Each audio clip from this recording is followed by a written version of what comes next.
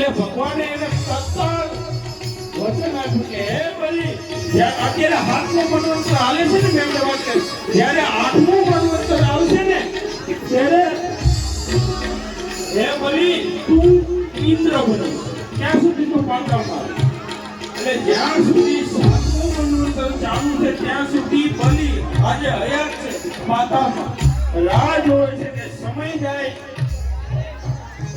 મનવંતર પૂરો થાય, ફરીવાર જ્યારે આઠમું મનવંતર ચાલુ થાય ત્યારે આપણો આગલો ઇન્દ્ર બલી હશે.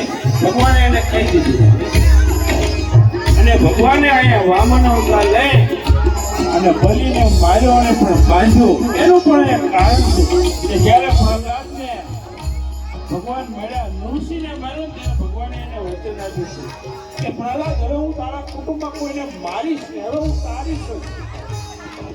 એટલે બલીને ભગવાને બાંધ્યો છે, ધાર્યો છે. આ રીતે ભગવાને વામન અવતાર લઈ અને આ સુંદર લીલા કરી હતી.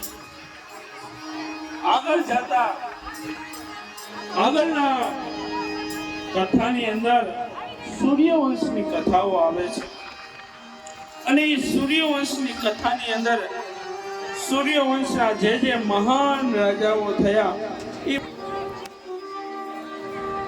એટલે ગંગાજીના કિનારે 88,000 ઋષિઓ કથાનું શ્રવણ કરી રહ્યા છે અને એને શ્રી શિવ પુરાણી